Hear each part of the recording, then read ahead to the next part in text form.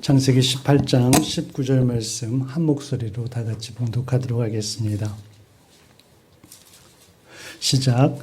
내가 그로 그 자식과 곤속에게 명하여 여호와의 도를 지켜 의와 공도를 행하게 하려고 그를 택하였나니 이는 나 여호와가 아브라함에 대하여 말한 일을 이루려 함이니라. 아멘. 네, 오늘 어린이 주일인데요.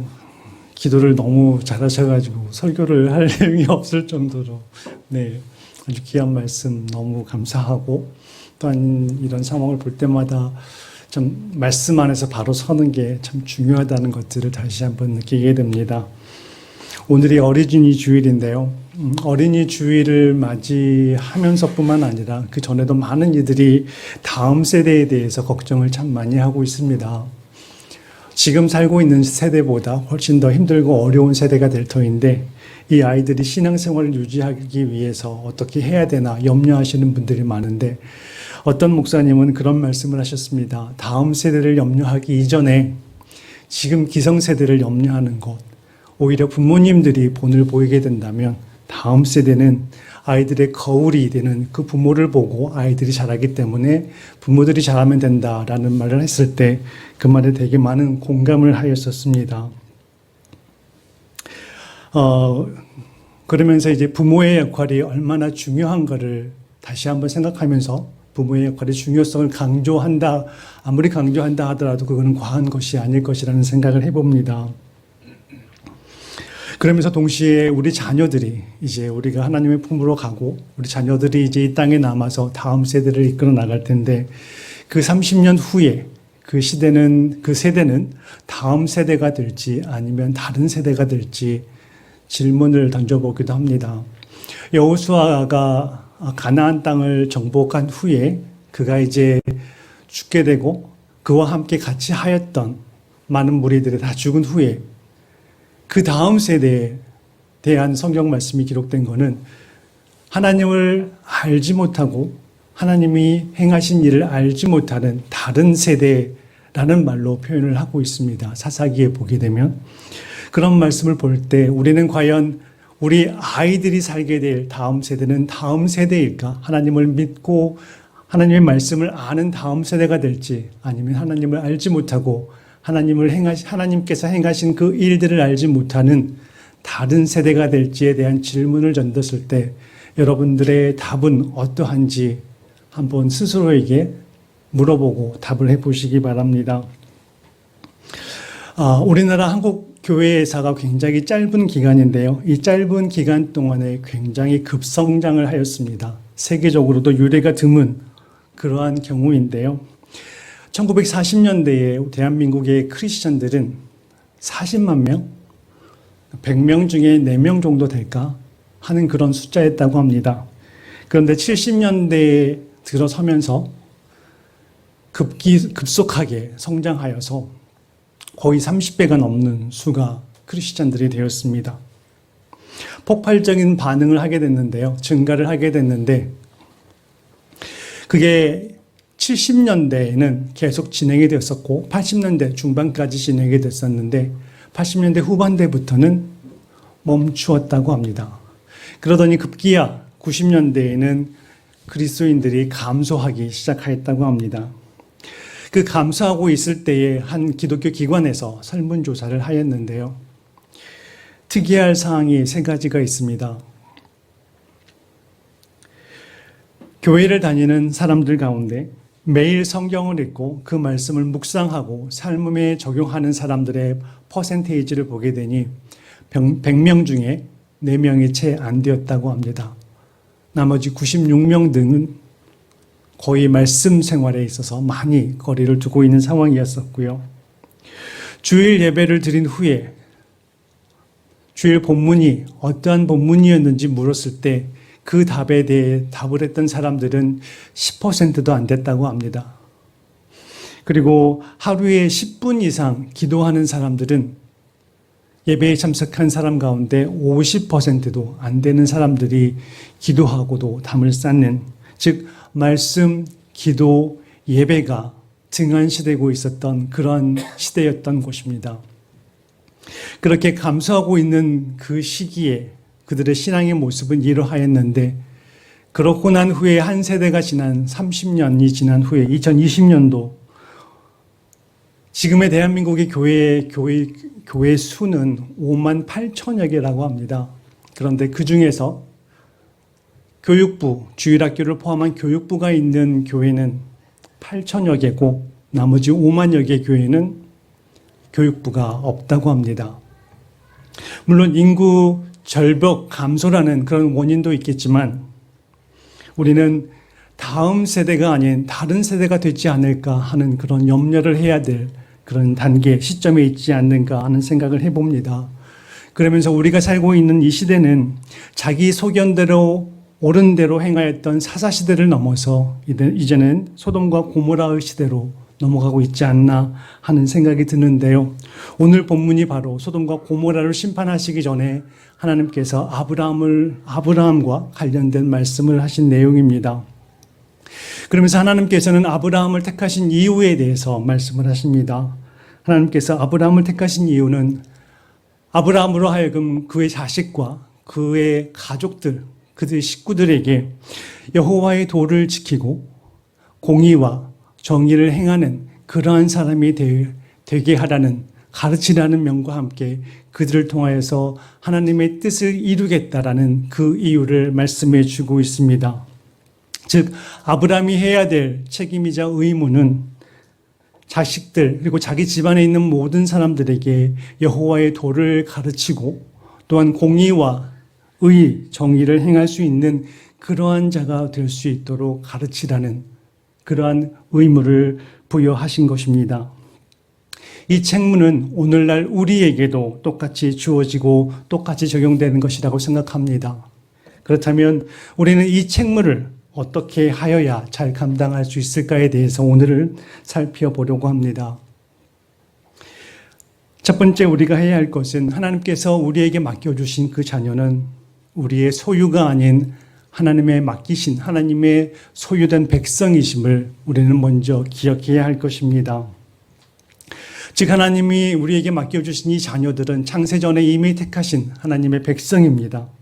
그래서 우리에게 그 아이들에게 하나님의 도를 지킬 수 있도록 공의와 의를 행하는 자가 될 수 있도록 가르치라고 우리에게 맡기신 것입니다. 그런데 만약에 우리가 우리의 자녀를 나의 소유로 생각하게 된다면 일이 많이 커지게 됩니다.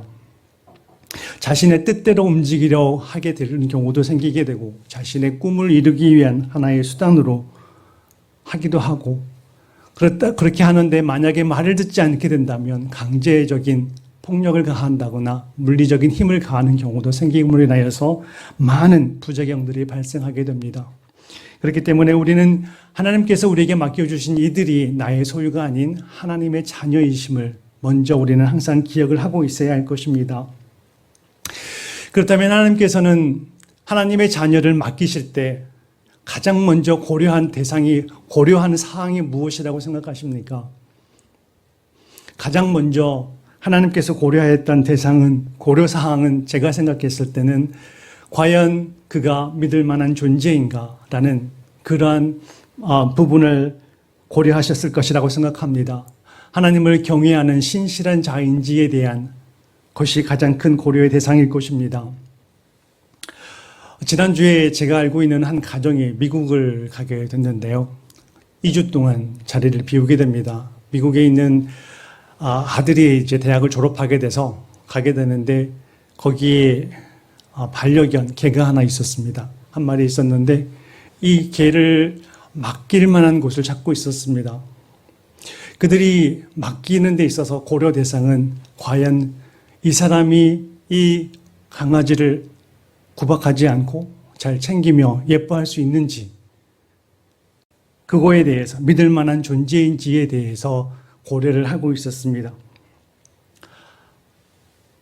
아주 작은 미세한 작은 동물, 하찮은 동물에게도 맡길 때에도 이렇게 많은 신중한 믿을 만한 존재를 찾는데 하나님께서는 하나님의 자녀를 그의 영혼이 달려있는 귀한 문제를 다루고 있는 그 자녀를 맡길 때 과연 아무에게나 맡기실까에 대한 생각을 했을 때 하나님께서는 신실한 자, 이 아이를 맡겼을 때 그가 잘 감당할 수 있는 자인지에 대한 그 믿음에 대한 생각을 가장 먼저 하셨을 것입니다.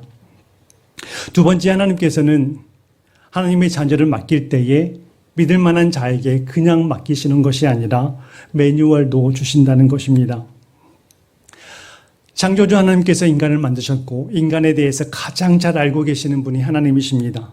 그래서 인간이 어떻게 하면 후회 없는 삶을 잘 살아갈 것인가에 대한 길을 안내하는 사용 설명서가 바로 우리가 알고 있는 성경 말씀입니다. 그래서 하나님의 자녀를 가르치고 맡으면서 양육하는 자들이 가장 먼저 해야 될 우선순위는 하나님의 말씀에 대해서 많이 알기 위해서 노력을 하여야 됩니다.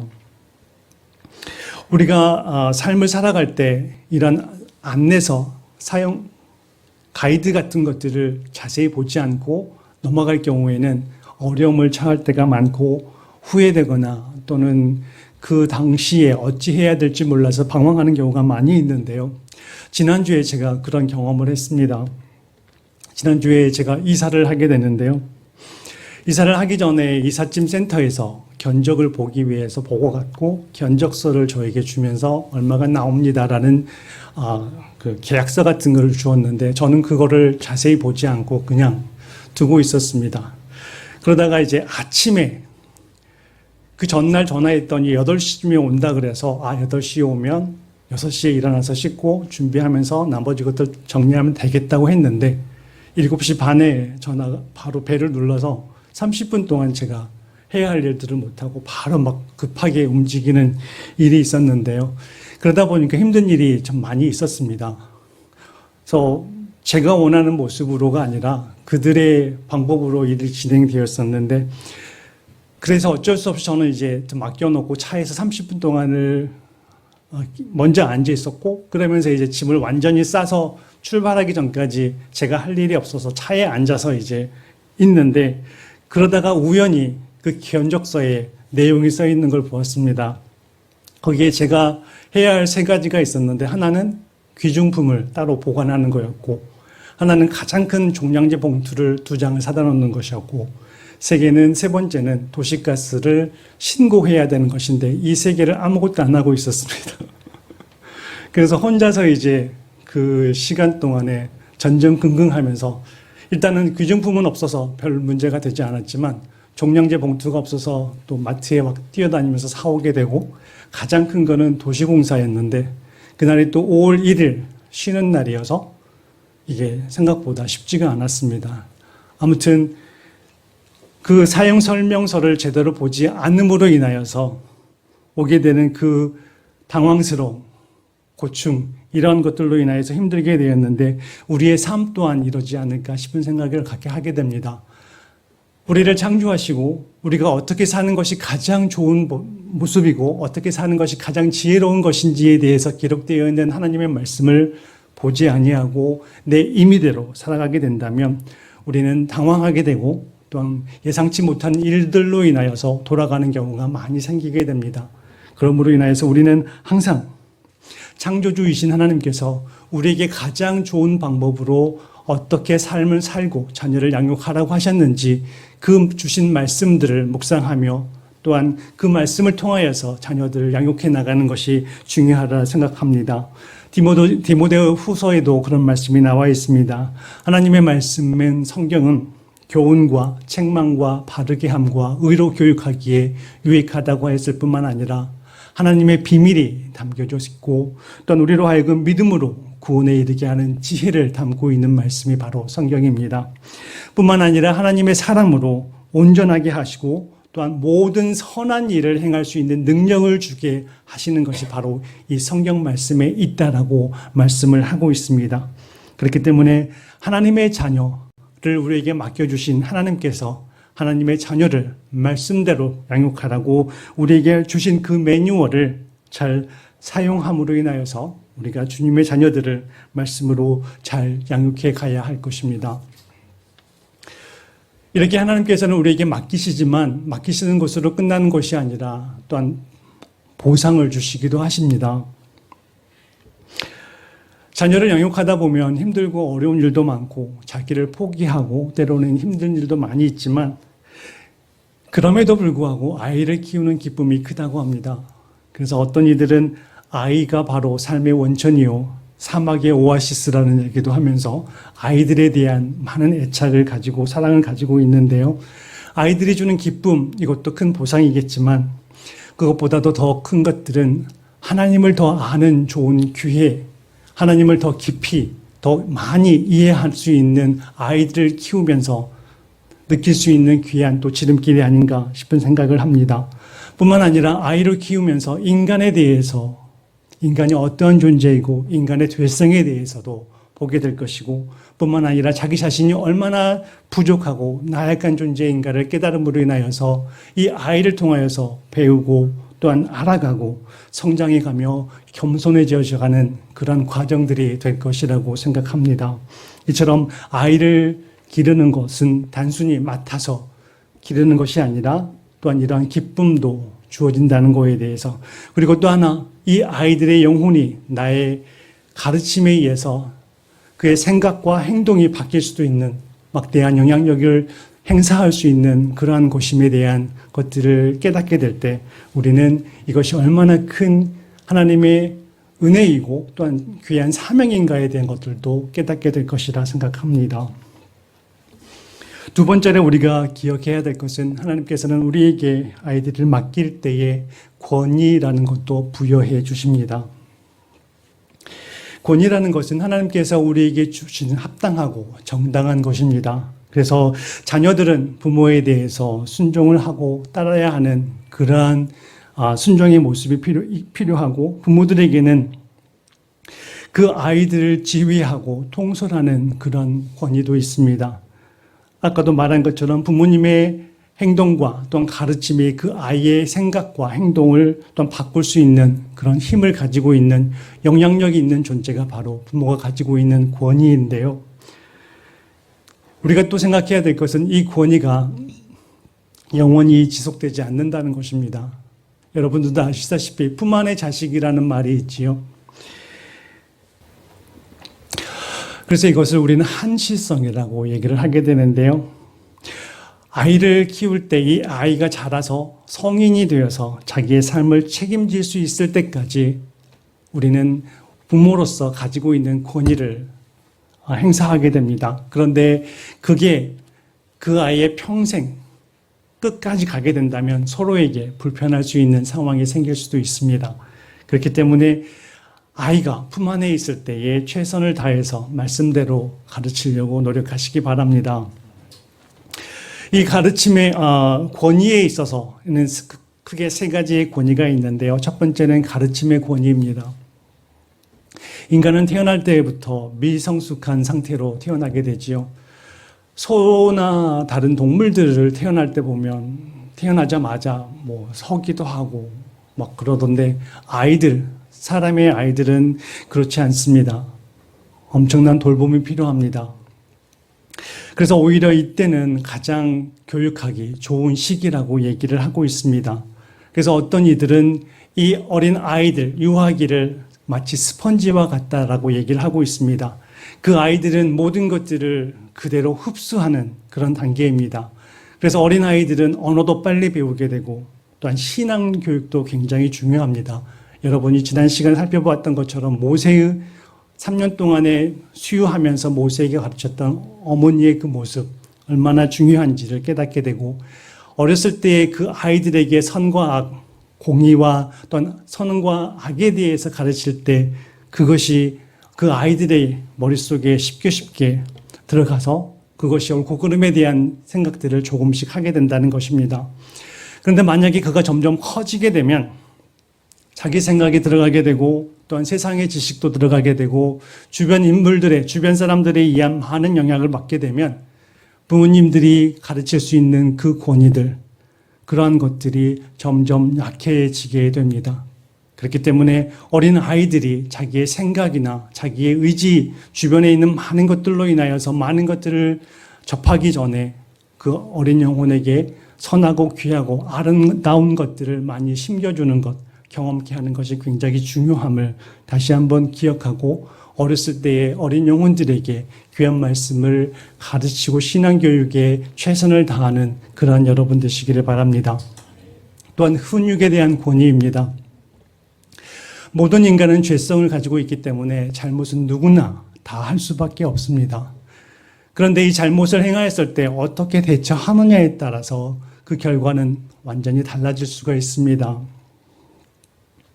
만약에 어떠한 잘못을 했는데 그 잘못을 보고도 묵인하고 간과하게 된다면 그 아이는 그것보다 더 큰 죄를 지을 때에도 양심의 가책 없이 담대하게 죄를 지을 수 있게 될 것입니다. 그렇기 때문에 잘못을 행했을 때는 그것을 반드시 지적해주고 고쳐나갈 수 있도록 하는 것들이 부모가 해야 할 일입니다. 그래서 성경에도 말씀을 하고 있습니다. 잠언서 13장 24절 말씀을 보게 되면 자식을 사랑하는 자는 근실히 자식을 징계한다라고 말씀을 하고 있습니다. 그런데 자식을 징계할 때 우리가 주의해야 될 것이 있습니다. 가장 먼저는 자식들을 징계할 때 감정이 앞서서 감정 대응으로 행해서는 절대 안 된다는 것입니다.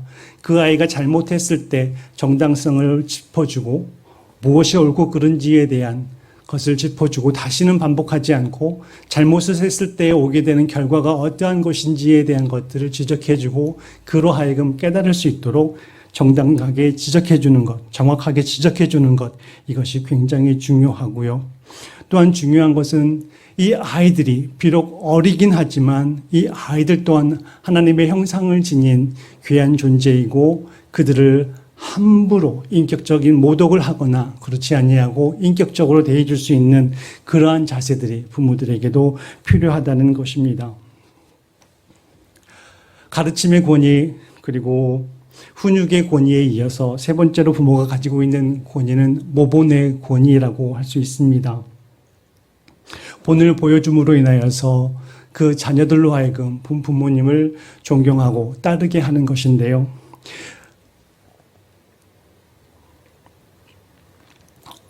이 모본의 권위는 하나님께서 우리에게 주어주신 것이지만 그것을 유지하는 것이 생각보다 쉽지가 않습니다.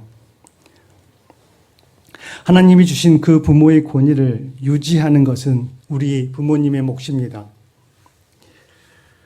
삶 가운데에서 그 자녀들에게 좋은 본을 보여준다는 것이 생각보다 많이 힘든데요. 그 모습을 힘들고 어려움을 참고 이겨나가면서 본을 보이게 된다면 그 효과는 훨씬 클 것입니다. 만약에 말로만 하고 행동으로 행하지 않는 부모의 모습을 보게 되면 그 권위는 쉬 사라지게 될 것입니다.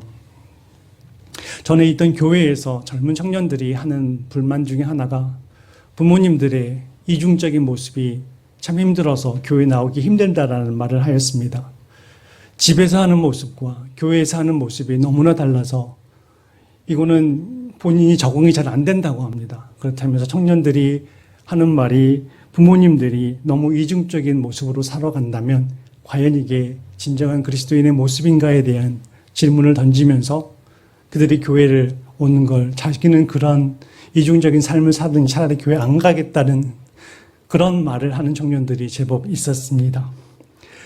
본을 보인다는 거 생각보다 쉽지 않습니다.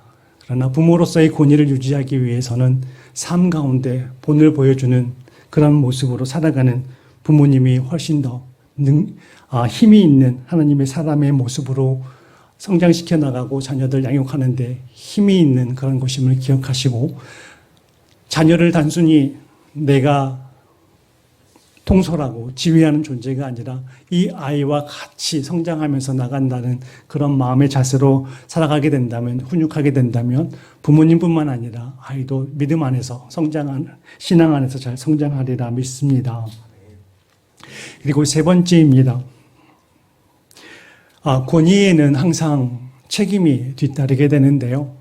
즉 권위와 책임은 동전의 양면처럼 같이 가게 됩니다. 이 책임이라는 말을 다른 말로 표현하게 된다면 자녀를 쉽게 절대 포기하지 말라는 말로 바꿀 수 있을 것입니다. 살아가다 보면 자신의 능력의 한계라든지 아이를 가르치면서 부딪히는 한계를 느낄 때마다 포기하고 내려놓고 싶을 때가 많이 있을 거라고 생각합니다. 그러나 부모가 해야 할 일은 결코 절대 포기해서는 안 된다는 것입니다. 이 아이가 하나님 앞에서 또한 세상 앞에서 또한 자기 자신 앞에 홀로 서서 모든 것들을 스스로 꾸려나갈 수 있을 때까지 그 아이를 포기하지 아니하고 책임지며 그를 훈육하고 양육하여야 된다는 것입니다. 하나님께서 이런 부모님들이 키운 자녀들을 통하여서 하나님의 일을 행하십니다. 하나님 앞에서 그가 신앙 앞에서 바로 서고 하나의 공동체로서 사회의 공동체의 일원으로서 바로 서고 자기 인생에 대한 책임을 질 수 있을 때 그러한 자들을 통하여서 하나님께서는 일을 하시게 되는데 그 예를 든 가장 좋은 예 중에 하나가 아마 다니엘일 것입니다. 성경에는 다니엘의 부모에 대해서 침묵을 하고 있습니다. 그러나 우리는 다니엘이 어떤 부모님에서 손에서 자랐을까에 대한 생각은 어느 정도 짐작할 수 있을 것이라고 생각합니다. 다니엘은 영적으로나 육적으로 굉장히 암울한 시대에 태어났습니다. 그리고 그는 10대 때에 포로로 끌려가게 됩니다. 그런데 부모님으로부터 신앙교육을 제대로 받았는지 다니엘은 내가 포로로 끌려간 것이 아니라 나는 포로로 가되 선발되었다라는 표현을 하면서 당시에 가장 최고의 학문뿐만 아니라 언어 또한 문화 이런 것들을 얻을 수 있고 배울 수 있는 기회를 하나님께서 나에게 주셨다라는 생각을 가지고 하나님 앞에 그리고 세상 앞에 자기 자신의 모습을 내어놓으면서 홀로서기에 그 모습에 딱 직면하게 됐는데요. 그가 처음에 행한 그 가장 힘들고 어려울 수도 있는 순간에도 불구하고 그는 우상의 재물을 먹느니 물과 풀을 먹겠다라는 결단을 하고 나아가게 되자 하나님께서는 그에게 다른 이들보다 10배나 더 많은 지혜와 청명을 주었고 그가 보는 모든 책들을 이해할 수 있는 지혜를 그에게 부어주셨습니다. 뿐만 아니라 그가 포로로 끌려가서 67년 동안 포로 생활을 하게 되는데 이방 나라에 가서 총리에까지 이르게 되는 그러한 총리 자리까지 올라가는 그러한 일이 일어나게 되었고 바사왕 고레스가 이스라엘 백성들을 예루살렘으로 귀환하게 되는 그 칙령을 내릴 때에 중요한 역할을 감당하는 하나님의 사람으로 쓰임을 받게 되었습니다. 그가 10대 때 비록 홀로 서기를 담당하였지만 그가 그렇게 행할 수 있었던 것은 부모님의 보이지 아니하는 신앙의 열심, 가르침이 헌신이 있었기 때문이라고 생각합니다. 비록 그들은 이방 나라에 있었지만 부모님의 헌신된 신앙교육으로 인하여서 그들은 암흑기에도 그리고 이방 나라에도 다른 세대가 아닌 다음 세대를 이어나갈 수 있는 그러한 디딤돌이 되었습니다. 이처럼 부모님의 신앙교육은 다음 세대로 연결이 되고 있습니다. 하나님의 택함을 받은 우리는 우리 자신뿐만 아니라 우리의 자녀들까지 하나님의 말씀 도를 지키고 의와 또한 공義를 행할 수 있는 그러한 자로 바로 서야 됩니다.